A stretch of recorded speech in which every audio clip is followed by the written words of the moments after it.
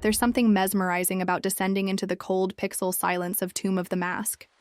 It's not just a game you play, it's a rhythm you learn, a quiet ritual, a ritual that begins with a single swipe and never really ends. The moment you start, there's no dramatic setup, no lore-heavy opening cutscene.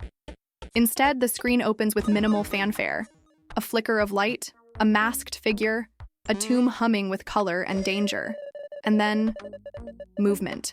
Sharp, snappy, directional movement. This is the soul of the game. You don't walk in Tomb of the Mask, you launch. With a flick of your thumb, your character hurls forward in straight lines, ricocheting off walls like a quiet storm trapped in a neon maze. It's also immediate, and yet so soothing. It's fast, but never frantic. Responsive, but never overwhelming. The way your character moves is what defines the entire experience. It's frictionless, intuitive, and razor sharp. You don't tap to go forward, you commit. Every swipe is a decision, every decision a puzzle. And yet, despite the Twitch-like speed, the game never feels cruel. It feels fluid, like you're dancing with a dungeon rather than fighting it. The tomb itself, though procedurally cruel, feels oddly welcoming. The aesthetics are rooted in pixel art, stark blacks, neon yellows, rich purples and blues that cut sharply through the gloom. It's retro in theory, but modern in spirit. You can tell the developers understood their art form intimately. Each line is intentional. Each hazard has clarity. Spikes glisten with menace. Lasers hum softly before they fire. Everything feels legible, not cluttered. Even when levels grow busy with traps, enemies, moving walls, and coins, you're never lost in noise.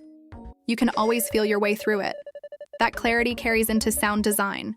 There's no dramatic orchestration here, no epic music swelling in the background. Instead, the game hums with ambient electricity. Little clicks and taps mark your movement. The occasional zap or crunch signifies danger, but it never startles. There's a calming neutrality to the soundscape. It's there to support you, not dominate. When you're in the flow, it becomes background music to your heartbeat. It's not the kind of soundtrack you hum. It's the kind you feel in your fingertips.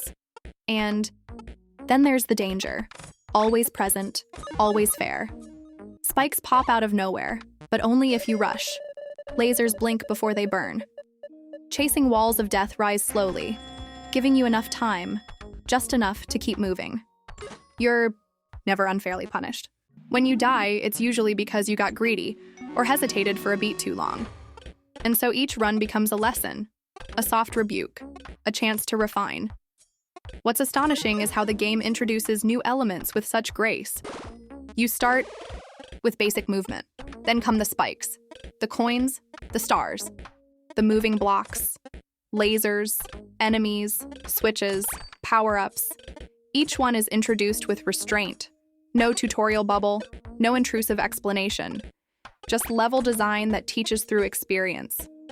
You learn by doing, by trying, failing, trying. Again, it's a beautiful loop. Quietly satisfying, never condescending.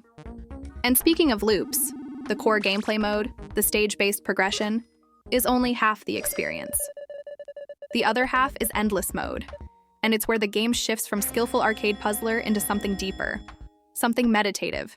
You drop into an infinite tomb, and you fall, and swipe, and dodge, and collect. There's no end, no final, boss, just depth. As you descend, the challenges intensify, but so does your calm. It becomes a trance. The walls blur.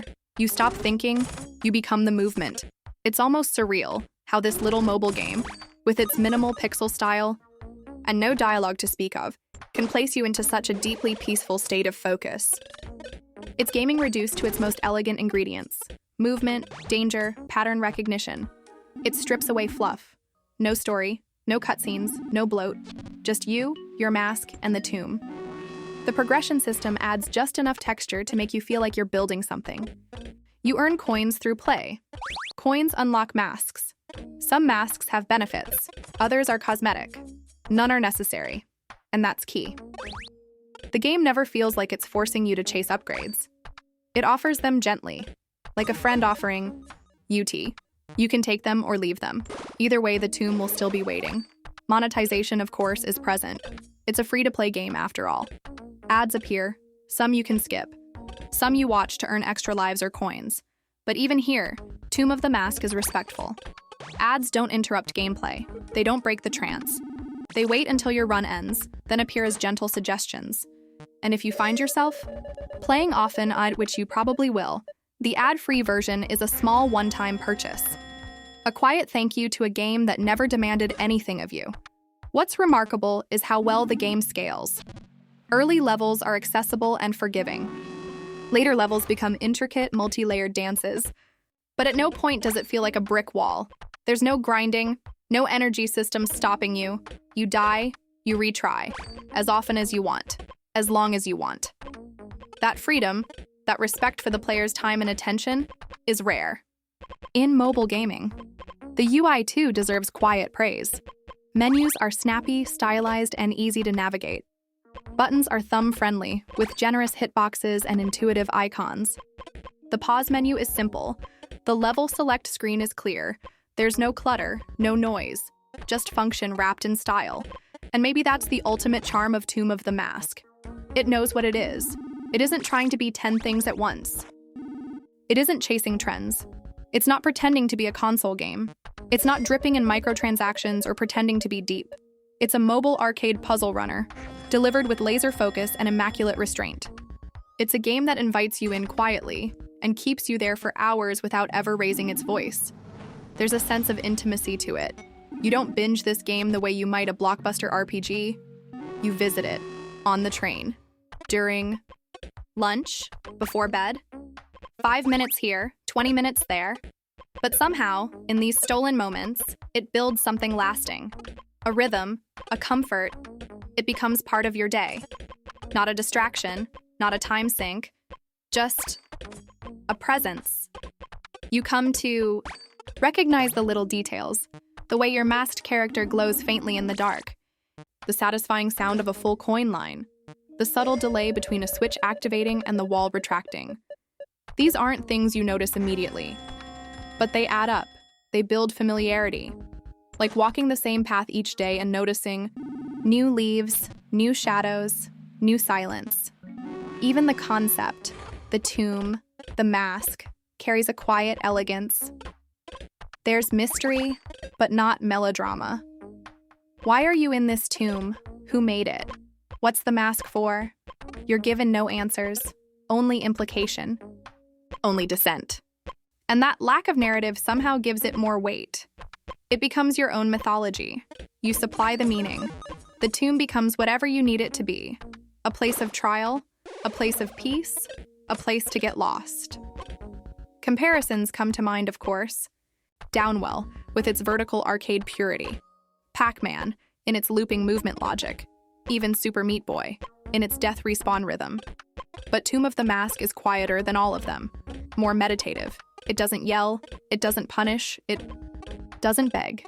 It simply invites. And you accept, again, and again, and again. And when you finally put it down, when your session ends, you carry a little of it with you.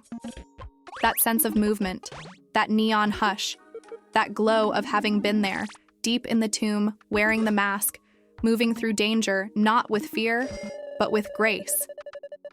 This is a game that doesn't just fit in your pocket.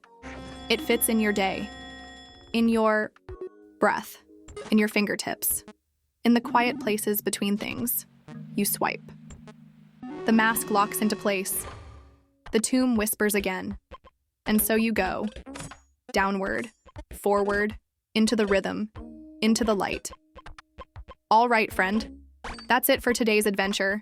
If you had fun, don't forget to smash that like button, hit subscribe, and join our cozy little family. We'll see you tomorrow for more gameplay. Until then, enjoy the rest of the game.